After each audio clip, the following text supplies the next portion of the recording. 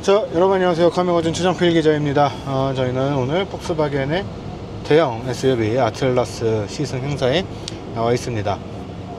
사실 그동안에 폭스바겐이 국내 출시를 했었던 모델들을 살펴보면 가장 위에 있었던 모델은 항상 투아렉이었어요. 그리고 투아렉도 결코 작은 차가 아니었거든요. 근데 이제는 아틀라스라고 하는 새로운 대형 SUV를 국내에 가지고 오게 됐습니다. 두 가지가 좀 충돌을 하지 않을까 좀 생각을 하실 수도 있는데, 어쨌든 두 가지 모델이 좀 추구하는 것도 좀 다르고 타겟으로 한 시장도 좀 달라요. 아틀라스 같은 경우에는 시장에 따라서는 아틀라스라고도 판매가 되고 있긴 하지만 테라몬트라는 이름으로도 판매가 되고 있는데, 투아렉은 어쨌든 플래그십의 타이틀을 가져가고 있다고 한다면, 아틀라스 같은 경우에는 좀 미국 타겟에 가족을 위한 좀 편안한 SUV를 좀 타겟으로 하고 있다, 이렇게 생각을 하시면 될 것 같습니다.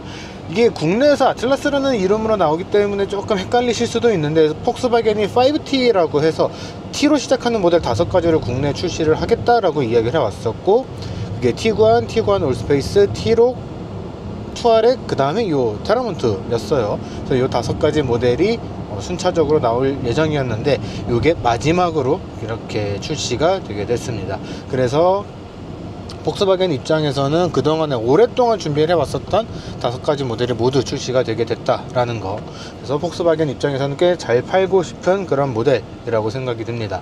좀 아쉬운 점이라고 한다면 중국형하고 미국형이 조금 모델이 달라요. 폭스바겐 측에서는 이게 작년에 나온 24년에 나온 따끈따끈한 신형 모델이라고 이야기를 하고 있는데, 사실 이게 1세대 모델을 가지고 2번의 페이스리프트를 거친 페페리 모델이거든요.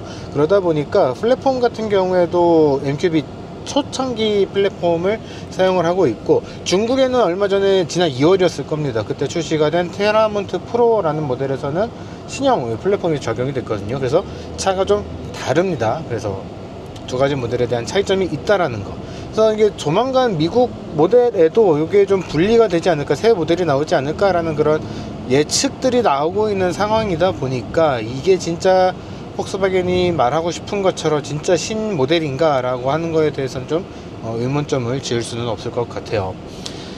외관의 디자인이나 이런 것들을 봤을 때는 미국의 스타일이 조금 녹아져 있다라는 생각도 좀 많이 들고요. 그러면서도 폭스바겐이 가지고 있었던 그런 패밀리 디자인 같은 것들이 잘 녹아져 있다라고 생각이 듭니다. 두 가지가 같이 잘 섞여져 있기 때문에 어디서 보더라도 저거는 딱 폭스바겐이라는 느낌 받을 수 있을 것이다 라고 생각이 되고요.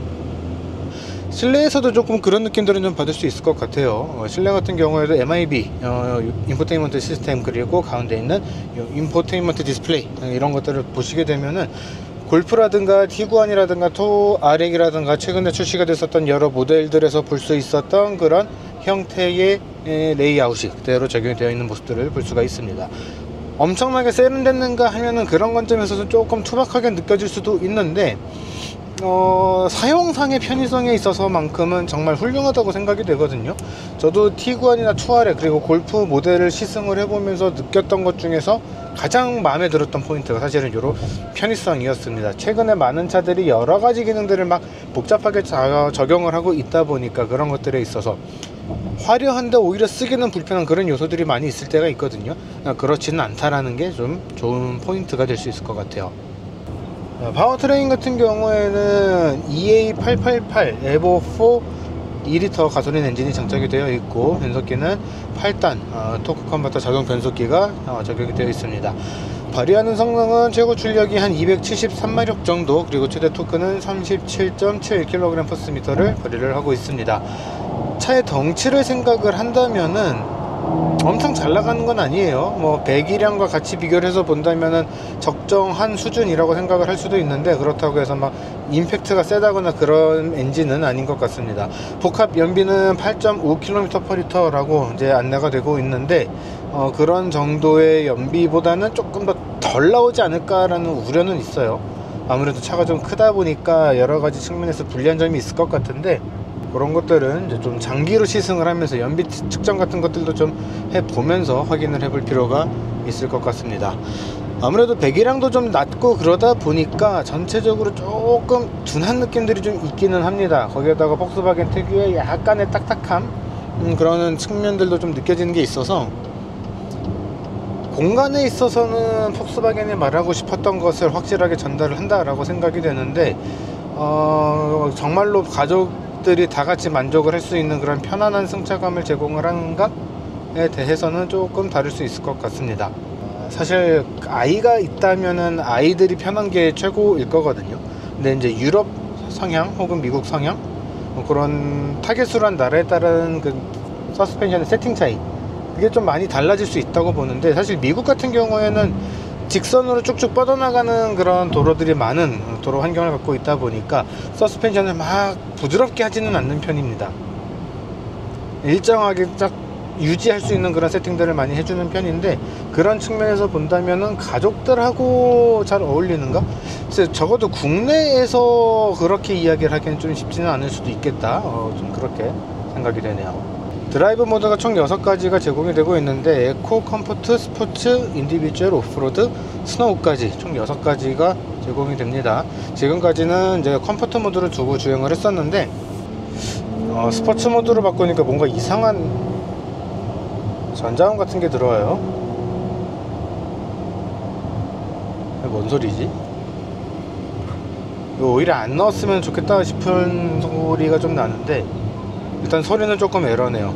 가속 페달의 반응성은 조금 더 가벼워진 것 같고, 반응이 막 빠르게 달라진다, 반응이 크게 달라진다, 이런 느낌까지는 받기는 좀 힘들 것 같습니다. 이 차의 가격대가 6천만원 중후반대, 6인승이냐 7인승이냐에 따라서 조금씩 달라지긴 할 텐데, 6천만원 중후반대의 가격이 책정이 되어 있다라는 거를 보면은, 아무래도 경쟁 모델은 팰리세이드 아니면은 이제 포드 익스플로러나 링컨의 에비에이터, 이런 차들이 될 수 있을 것 같아요. 근데 팰리세이드 같은 경우에는 하이브리드 모델이 지금 새롭게 나왔다 보니까 그 사이에서 좀 고민을 하셔야 될 것 같습니다. 근데 팰리세이드를 보시면서 가솔린을 보고 계셨던 분이라면은 요거까지 좀 고려해 볼 가치는 있을 것 같은데, 하이브리드를 보고 있었다고 한다면은 이거를 안 볼 것 같거든요. 비슷한 크기, 비슷한 덩치, 비슷한 출력, 비슷한 가격대, 그런 것들을 다 고려해서 봤을 때는 하이브리드 모델까지 넘어서기는 쉽지 않을 것 같다, 그런 생각이 좀 듭니다.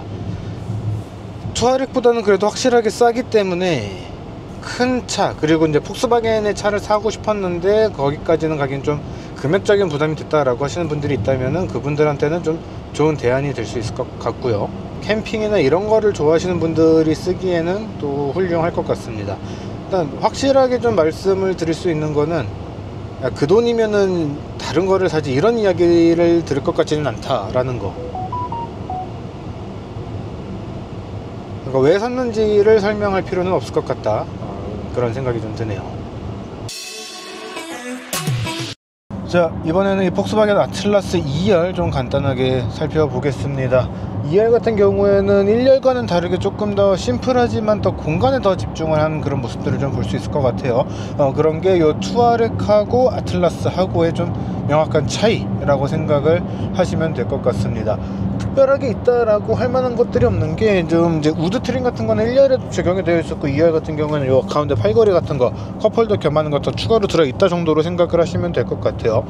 2열 좌석을 위한 별도의 공조기, 컨트롤러라든가, 그 다음에 아래쪽에 USB-C 타입 충전 포트, 이런 게 들어가 있다는 거. 3열 같은 경우에도 C 타입 충전 포트 2개가 장착이 되어 있거든요. 그래서 그런 확장성을 좀 마련을 해 두기는 했지만, 그 외에 엄청난 것들 이라고 할 만한 것들은 좀 거의 찾아보기는 좀 어려울 것 같습니다.